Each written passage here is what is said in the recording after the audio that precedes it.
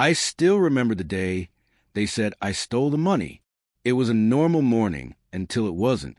I walked into the office and felt the room go quiet. People stopped talking. Some stared at their screens too hard. Others looked at me with faces full of doubt. I knew something was wrong before anyone said a word. My supervisor called me into a small room. The air felt heavy. He told me a large amount of cash was missing from the company safe. Then he said my name. I laughed at first because it sounded like a bad joke, but no one laughed back. They said I was the last person seen near the safe. They said the cameras had issues. They said the proof pointed to me. My chest burned with fear and shock. I told them I did not take anything. I spoke fast, tried to explain every move I made that day, but their faces stayed hard. They already believed the story they wanted. By the end of the day, I was sent home. No arrest, no charges, just shame. Word spread fast. Friends stopped calling. Neighbors whispered. Even my own family looked unsure when I spoke. I felt alone in a way I had never known before. That night, I sat in the dark and promised myself one thing. I would not run. I would not beg. And I would not forget what they did to me. The next weeks were worse than the first day. Losing my job hurt, but losing my name hurt more. Everywhere I went, I felt eyes on me. At the store, people paused when I walked past. At church, seats around me stayed empty. No one said anything out loud, but silence spoke loud enough.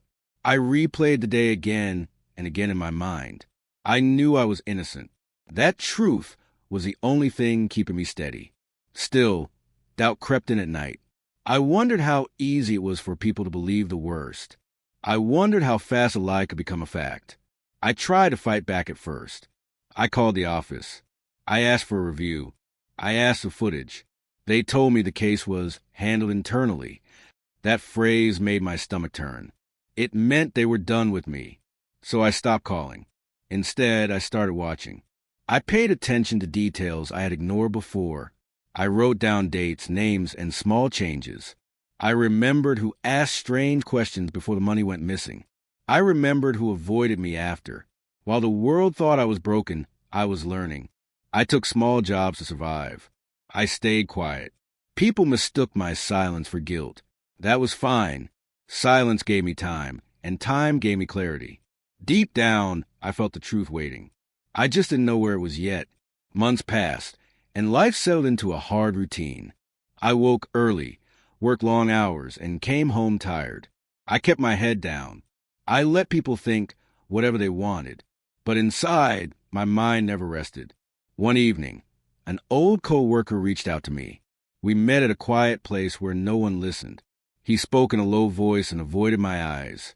He said he was sorry for what happened. Then he said something that made my heart race. He told me the missing money had caused problems inside the office. Audits were happening. New rules were added. He said someone high up was nervous. Very nervous. That detail stayed with me. I went home and pulled out my notes. I lined up the dates again. I noticed patterns I had missed before. One name kept appearing near every odd moment.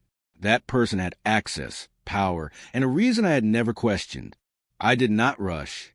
I knew better now. I waited and listened more. I watched from a distance.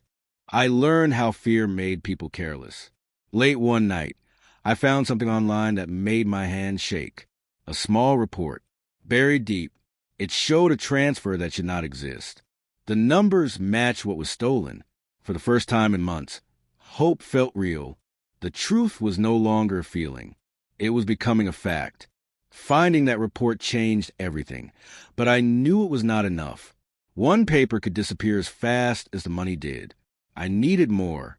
I needed proof that could not be ignored or buried. I started visiting places I had avoided. I asked careful questions. I never accused anyone. I acted confused, even weak. People talked more when they thought I was harmless. Small comments led to bigger ones. Stories didn't line up. One day I noticed a mistake. A signature where it shouldn't be. A date that made no sense. I followed it like a trail. Each step led me closer to the same person again. I felt anger rise, but I kept it controlled. I reminded myself that rushing would ruin everything. I copied files. I saved messages. I backed everything up twice. I learned who to trust and who to avoid. At night, I imagined facing them all. I imagined the looks on their faces when the lie broke apart. But I didn't want revenge driven by rage. I wanted justice built on truth. The more I uncovered, the clearer the picture became. I was not chosen by accident. I was chosen because I was easy to blame. That thought hurt more than the lie itself, but it also gave me strength. They underestimated me. That would be their biggest mistake. By the time a year passed, I had everything I needed. The money trail was clear. The lies were documented. The story they told no longer matched the facts they left behind. I thought about going public right away, but I waited. Timing mattered. I wanted the truth to land where it would echo the loudest. I wanted it to reach the same people who turned their backs on me. I contacted the right offices. I sent copies, not originals. I stayed calm and professional. I spoke only when asked. My past silence now made people listen harder. Then the call came. The stolen money had been found. Not in my hands. Not even close. It led straight to the person I had suspected all along. News traveled fast this time, too. Phones rang. Messages came in. Apologies followed. Some sounded real. Others sounded afraid. I accepted none of them yet. Standing there, I didn't feel joy. I felt steady. The truth had done its work. But my story wasn't finished. They cleared my name, but they could not give back the year they took from me. They could not erase the looks or the whispers. I knew then what I would do next. Clearing my name was only the beginning. What I did in return would be careful, legal, and unforgettable. When my name was cleared, people expected me to smile and move on. They thought truth was a clean ending. It was not. It was only a door opening. I walked through it slowly, watching who followed and who hid. My former supervisor called me into his office. This time, his voice shook. He spoke about mistakes and pressure and poor judgment. I listened without interrupting. I noticed how small the room felt now that the truth sat between us. He offered my job back. A better title. Better pay. He said it was to make things right. I thanked him and said I needed time. That answer surprised him. He expected relief, not control. Outside, the same people who avoided me before suddenly smiled. Some hugged me. Some cried. I saw fear behind a few eyes. They knew they had chosen the easy lie over the hard truth. That night, I reviewed my notes again. I added new ones. I wrote down every apology, every excuse, every promise. I knew which words were real and which were shields. I decided then that I would return, not as a quiet worker they remembered, but as someone who understood how power worked. I would not expose anyone without reason. I would let their own actions do the work for me. They thought the story was over. I knew it was just beginning. I returned to the office 2 weeks later. Walking to the doors felt strange, like stepping into a memory that no longer owned me. Desks looked the same, but people did not. They sat straighter when I passed. Conversations stopped again, but this time for a different reason. I focused on my work and nothing else. I arrived early and left late. I asked questions that mattered. I paid attention to systems, not gossip. Slowly, trust shifted in my direction. The person responsible for the theft was gone, but the damage they left remained. Records were messy. Rules were unclear. Fear still lived in the walls. I saw how easily the same thing could happen again. I shared quiet suggestions. I proposed changes that made sense. Leadership listened more than before. They remembered how wrong they had been. One afternoon, I was asked to join a review meeting. The room was filled with people who once judged me without proof. I spoke calmly and showed facts. I did not mention the past. I let the numbers speak. After the meeting, one of them stopped me. They said they admired how I handled everything. I nodded and said nothing. Admiration came easy after truth.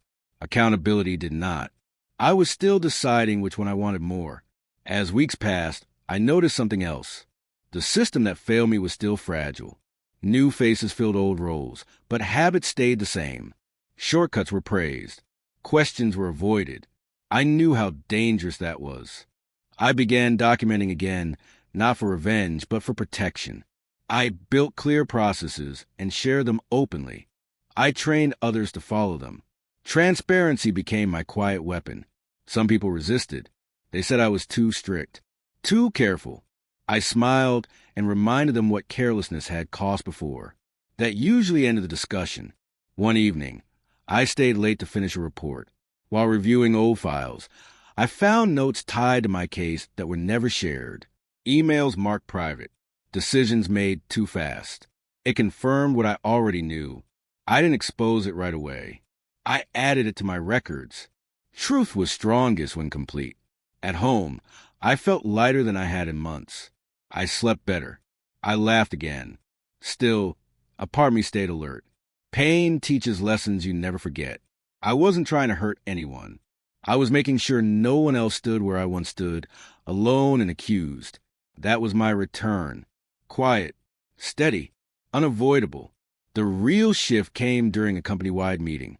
Leadership announced a new integrity review. They asked for volunteers to help lead it. My name was mentioned before I raised my hand. Standing there, I felt the weight of the moment. A year earlier, they would not trust me with a key. Now they trusted me with the truth. I accepted the role and set clear rules. Every process would be tracked. Every decision recorded. No exceptions. Some faces tightened. Others looked relieved. As the review moved forward, more hidden issues surfaced. Not crimes, but patterns. Favoritism. Careless approvals. Quiet pressure. I addressed each one calmly. People started coming to me instead of whispering. They felt safer speaking out. That was when I understood my return had changed more than my own story. One afternoon, I received a message from someone who once turned away from me. They apologized without excuses. They said my silence had forced them to look at themselves. I thanked them. Forgiveness felt easier now that I was no longer begging for belief. The stolen money was found long ago, but something else was being recovered too. Trust. Slowly. Carefully.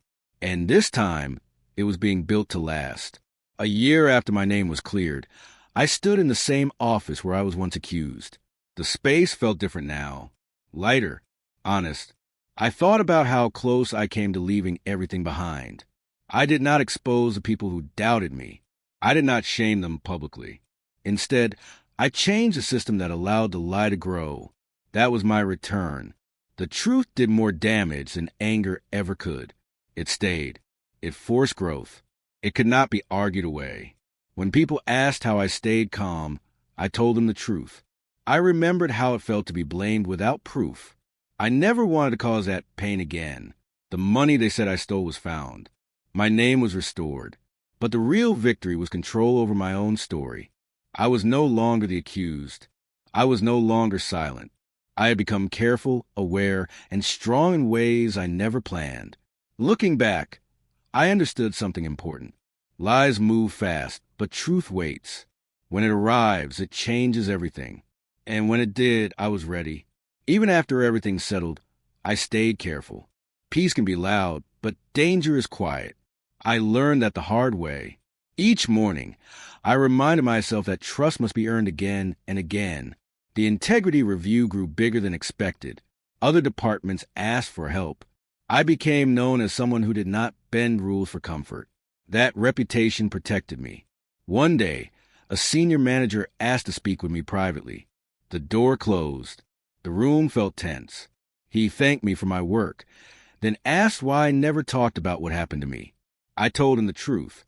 I said pain loses power when it is not fed. I said systems mattered more than stories. He nodded, but his eyes showed regret. Later that week, I was asked to lead training for new staff. I spoke about honesty, records, and asking questions. I did not mention my case. They still felt it. After the session, a young worker stayed behind. They said my words made them feel safe. That mattered more than any title. That night, I realized my return was no longer about me. It was about changing what nearly destroyed me. With time, I started receiving offers from other companies. They had heard my story, though never from me. They saw strength in survival. I did not rush. I weighed every choice carefully. I had learned that quick decisions often hide traps. At work, some old faces still watched me closely, not with anger, but caution. They knew I remembered everything. I did, but memory no longer burned. It guided. One afternoon, a surprise audit uncovered another small issue. Nothing major, but enough to test the system. This time, the response was calm and clear. No blame, just facts. Watching that moment, I felt something shift inside me. The fear that once ruled this place was losing ground. I went home feeling proud, not of myself, but of what was growing. Truth was no longer rare here. It was expected. I thought about the person I was when the accusation first fell. Lost, quiet, afraid to speak. That version of me felt distant now. The stolen money had taken my peace for a while, but in return it gave me purpose, and I was learning how to use it. The anniversary of the accusation arrived without warning. I only noticed when an old message appeared on my phone, reminding me of a meeting from that day. I paused and took a deep breath. The memory no longer hurt, but it still mattered. At work, nothing special happened. No speeches, no looks, just normal life. That felt like victory. Later, I received a message from the person who framed me. They were no longer with the company. The message was short. They said they were sorry. They admitted everything. I read it twice, then closed my phone. I did not reply. Forgiveness does not always need words. That evening, I walked through my neighborhood slowly. I noticed small things I once ignored. Laughter, open windows, peace. I realized that clearing my name was only the first step. Healing took longer. Strength took time. I had been used, blamed, and doubted, but I was still standing. Better than before. The truth came out in pieces, but it stayed whole, and it changed me in ways no lie ever could. Soon after, leadership announced changes across the company. Clear rules, shared responsibility, open records. What happened to me was never named, but it shaped everything. People trusted the system now, not whispers. That made all the difference. I was offered a permanent role, overseeing compliance. I accepted, not for power, but for protection. No one should fear honesty. Training days became my favorite. I told people that mistakes happen, but lies cost more. I saw understanding in their faces. One evening, after a long day, I sat alone in the office. I thought about leaving once, running from the pain. I was glad I stayed. The truth did not rush in like a hero. It arrived quietly, piece by piece. But it stayed. I packed my bag and turned off the lights. As I walked out, I felt something rare.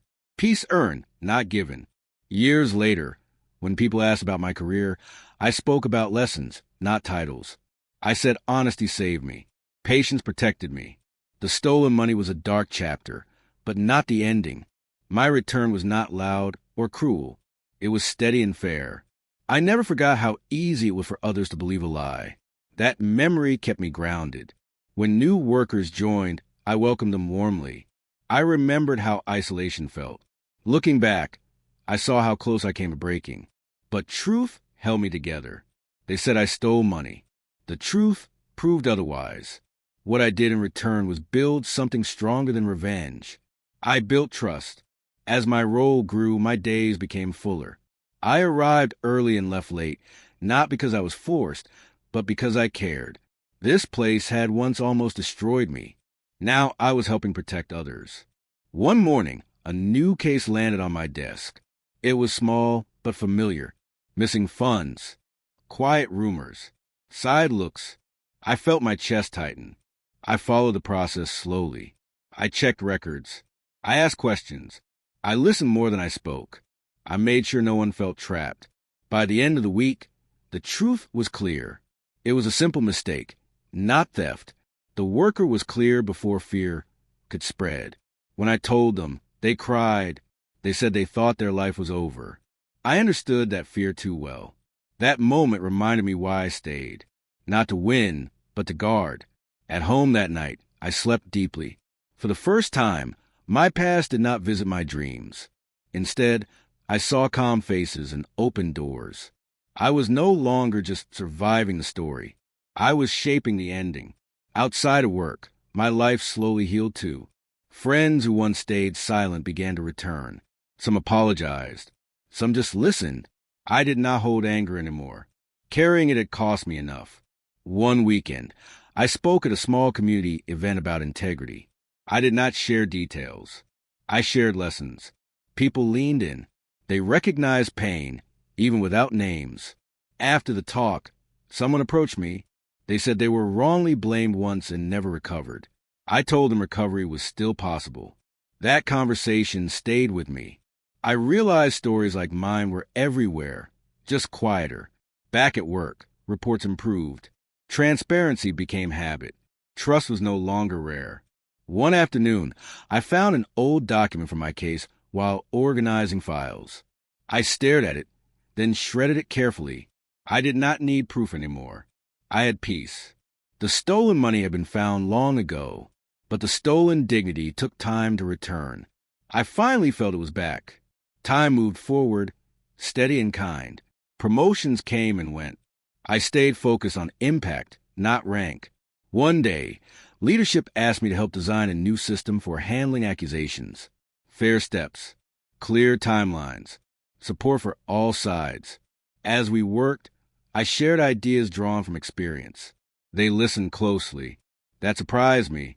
When the system launched, feedback was strong. People felt safer. That mattered more than praise. Later that week, I received a letter. It was anonymous.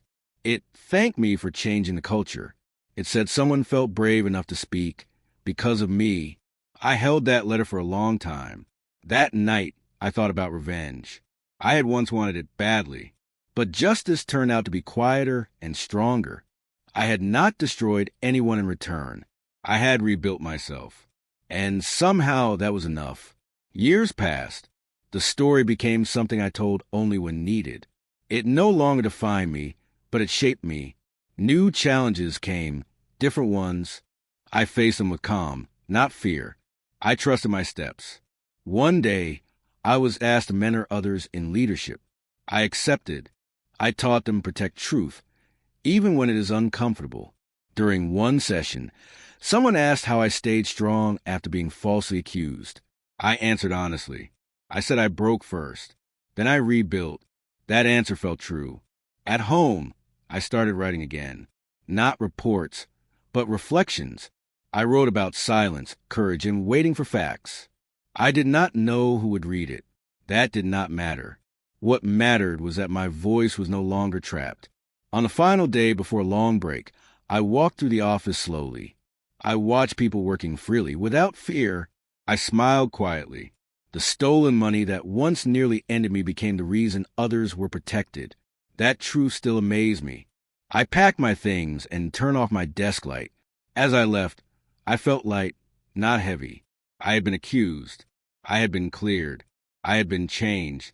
What I did in return was not loud or cruel. I chose truth. I chose patience. I chose growth. And that choice carried me further than anger ever could. The break gave me time to think about everything that had happened. I walked more. I spoke less. I let silence do its work. One afternoon, I passed the old building where the accusation first started. I stopped without planning to. The walls looked smaller than I remembered. Back then, I thought that place would be my end. Now it felt like a starting point. I realized something important. The people who accused me never really knew me. They judged fast because it was easy. I had carried that pain for years. But I had also carried proof. Truth does not rush.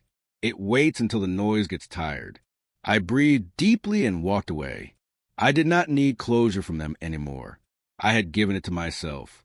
When work resumed, I returned with a lighter heart. I smiled more. I listened better. Leadership noticed a change. They asked if I was ready for more responsibility. I said yes, not because I wanted power, but because I understood pain. Soon, I was leading meetings where fairness was the rule. I spoke clearly. I reminded people that accusations could break lives. People listened. That still surprised me. One evening, I received a message from someone involved in my old case. They apologized. It was short, Awkward. Honest. I replied kindly and closed the chat. Forgiveness felt like setting down a heavy bag I had carried too long. I kept writing my reflections. Over time, others began to read them. They said my words helped them heal. That meant more than money or titles ever could. The stolen money had been found long ago, but what I truly recovered was my voice. They said I stole. The truth proved otherwise. What I did in return was live well, protect others, and choose peace. And that was the strongest answer of all.